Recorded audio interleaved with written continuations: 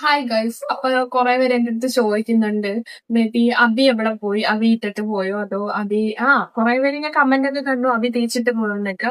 But Abi ഒരു ഫ്രോഡായിരുന്നു guys. അത് ഞാൻ പിന്നെയാണ് മനസ്സിലായത്.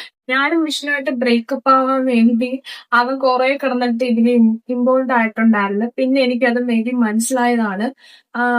അബി കാരണം എനിക്ക് കുറെ പ്രശ്നങ്ങൾ തന്നെ ഉണ്ടായി. ഈ ഒരു പ്രശ്നത്തെ വിഷ്ണുവിനെ പറ്റി കുറെ പറഞ്ഞു തന്ന് ഞാൻ അതെല്ലാം വിശ്വസിച്ചു. കുറെ കാര്യങ്ങളൊക്കെ പറഞ്ഞു തന്നു. പക്ഷെ എനിക്കത് അറിയില്ലായിരുന്നു. പിന്നെയാണ് കുറെ കാര്യങ്ങളൊക്കെ ഞാൻ അറിഞ്ഞതും. പിന്നെ നിങ്ങളൊക്കെ വിചാരിക്കുന്നുണ്ടാവുമല്ലോ, അന്ന് ഇവൻ കാരണം ഞാനും വിഷ്ണുവിടെ ബ്രേക്കപ്പിന്റെ ഒരു സിറ്റുവേഷൻ എത്തി. പക്ഷെ അന്ന് ബ്രേക്കപ്പ് ആയിരുന്നു. പക്ഷെ ഇന്ന് ബ്രേക്കപ്പ് അല്ല. ഞങ്ങൾ വീണ്ടും ഒന്നായിരിക്കുന്നു ഗൈസ്.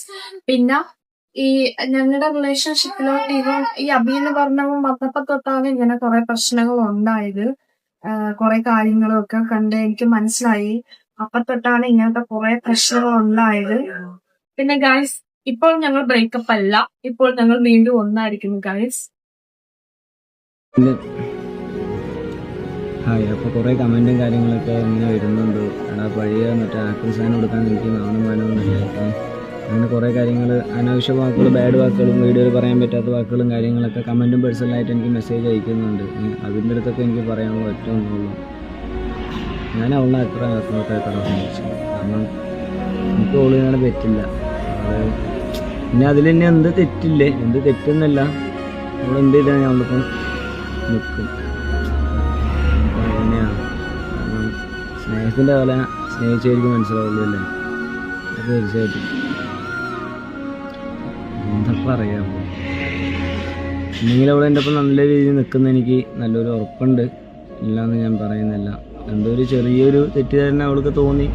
എന്നെ വേണ്ടത് അറിയാമല്ലോ, വേണ്ടത് പറഞ്ഞുണ്ടാക്കാൻ ഇപ്പോൾ ഇല്ലാത്ത ആൾക്കാരൊന്നുമല്ല, ഇഷ്ടംപോലെ ആൾക്കാരുണ്ട്. അങ്ങനെ കുറേ കാര്യങ്ങളൊക്കെ അവളുടെ അങ്ങനെ പറഞ്ഞ് ഇല്ലാത്ത കാര്യങ്ങളൊക്കെ പറഞ്ഞ് അവളത് വിശ്വസിച്ചു. അങ്ങനെ കുറച്ച് ഇതായിരുന്നുള്ളൂ. പക്ഷേ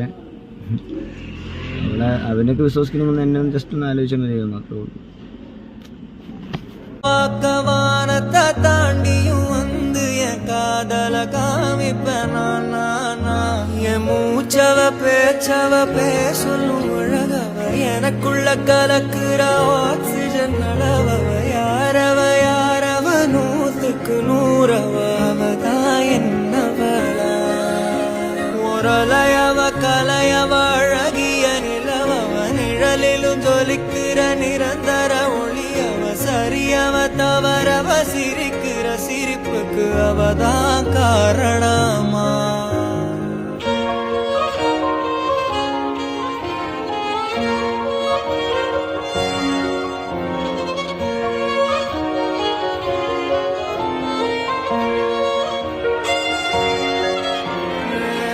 மன்னனா வந்தனா ஊரலர கண்ணனா தொட்டனா